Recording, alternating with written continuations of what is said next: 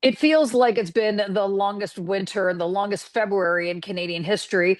But as we go through this snow and terrible weather, the Liberal leadership race is still on. Hello, I'm Adrienne Batra. With me are Warren Kinsella and Brian Lilley. I know it's February in Canada, Warren. It's cold. It just feels like it's been going on for a very, very, very long time.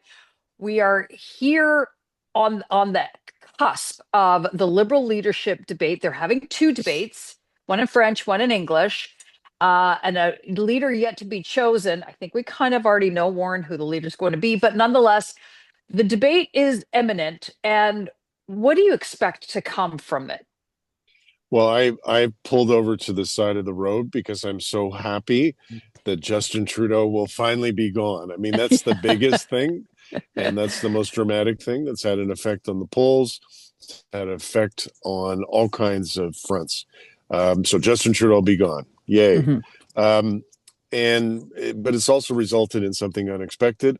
So we've seen the enormous lead that the Polyev Conservatives had at the end of the year has even disappeared, according to some pollsters, or has been greatly reduced, Oh, according oh, to wait. others. Who said that could happen?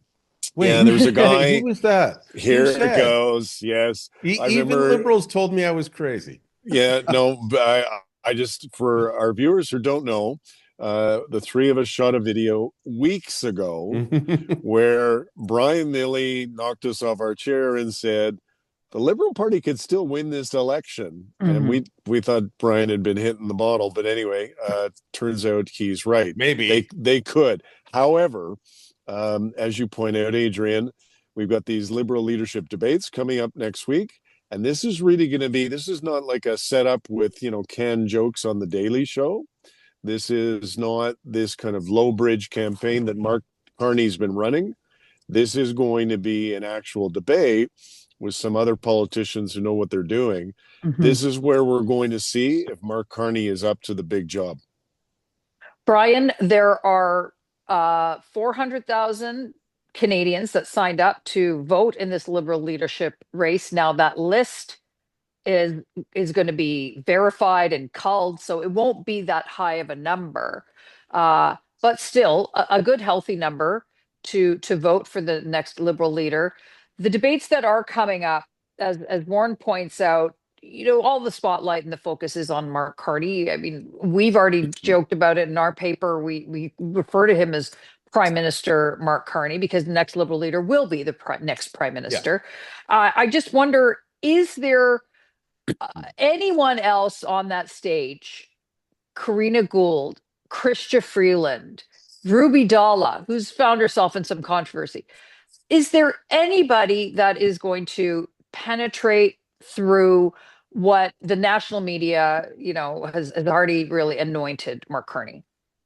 James Moore, the former conservative cabinet minister, had a great line on CBC the other day. He said, "There's been three great love stories in history: Romeo and Juliet, Will and Kate, and the national media and Mark Carney."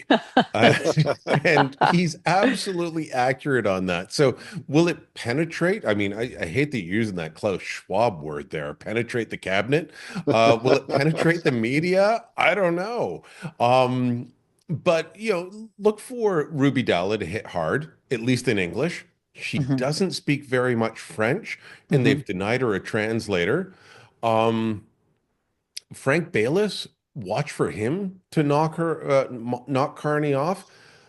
Carney is not good at speaking off the cuff, or as he may put it, extemporaneously. Was that Mhm. the big $5 word?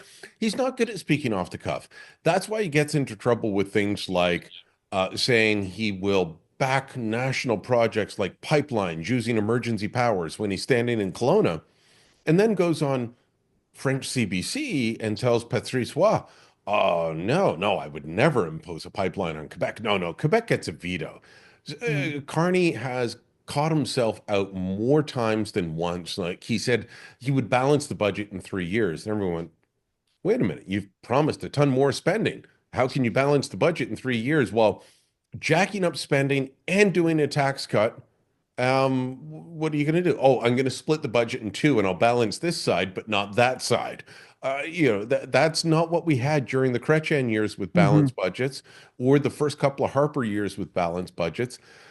So look, and then as far as the 500,000 or sorry, 400,000, look, my dog does not have ID, so she won't be able to vote. There's lots of people whose dogs and cats don't have ID. What's bizarre is the Liberals have put out the rules on how you have to verify yourself, and it's actually stricter than a general election, which is kind of weird because the Harper government had put in rules on voter ID that were not overly strenuous, but the Trudeau Liberals came in and said, "Oh, that's going to disenfranchise people. We can't have that." And Hmm. now their rules, after we all mocked them for the fact that a 14-year-old non-citizen from China or India or Russia could vote, they've tightened up the rules. Those people can still vote, but they've got to show more ID than you need in a federal general election. Warren, I think that Carney is enjoying a short honeymoon, even though he's not leader yet.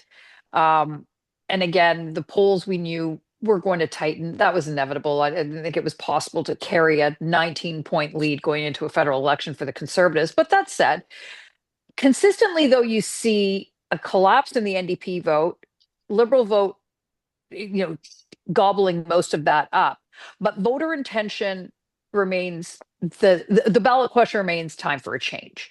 And so I'm not sure how Mark Carney, Chrystia Freeland, for example, really push back against that when the leadership race is over and when that spotlight and that focus goes back on, Poilievre versus, let's say, Carney. I have a hard time seeing how he pushes back against that simply because, like Brian points out, he says one thing in Western Canada in French and English. He says another thing in Eastern Canada in French and English. I remember another prime minister, Warren, used to do that, Paul Martin. Mr. We know how Dithers. things ended there. So the vulnerabilities for Carney. Well, I think the ballot question used to be time for a change. I don't think it is anymore. This is why the Liberal Party has become so much more competitive Mhm. over the past 6 weeks. The ballot question is Donald Trump.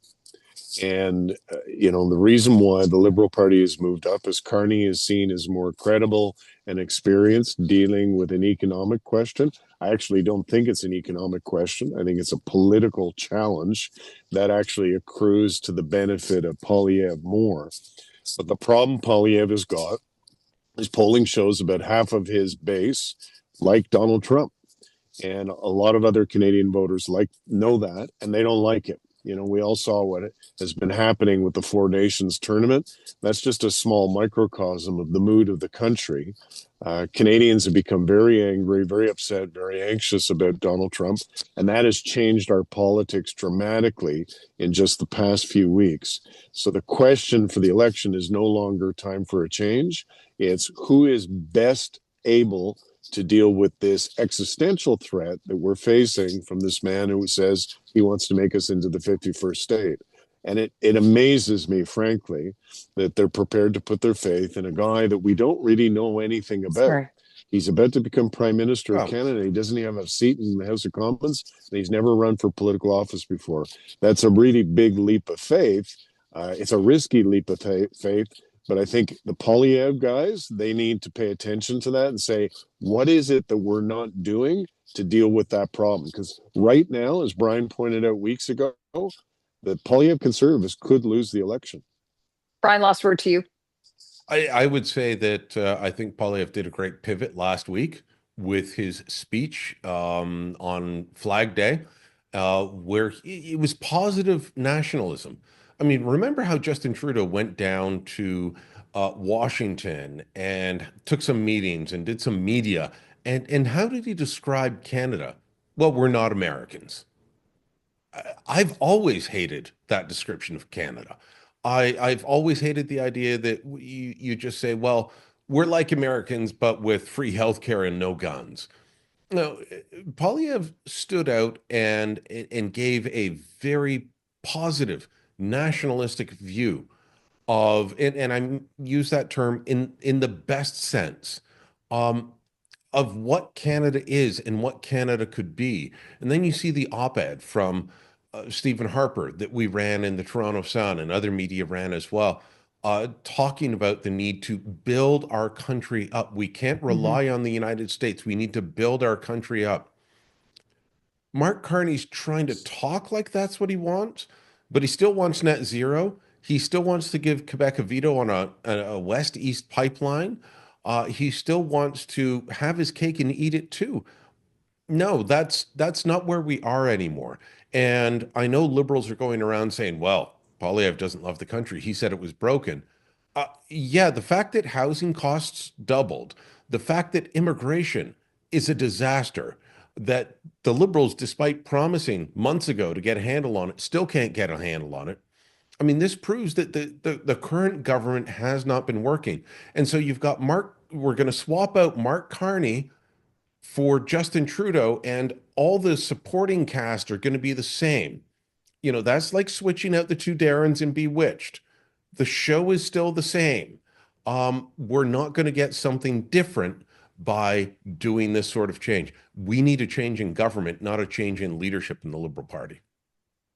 Well, perhaps after there finally is a leader, they might be put under the spotlight. Well, let us know what you think in the comments below. Like this video and subscribe to our YouTube channel and go to the torontosun.com. You'll find commentary and coverage there you will not find anywhere else.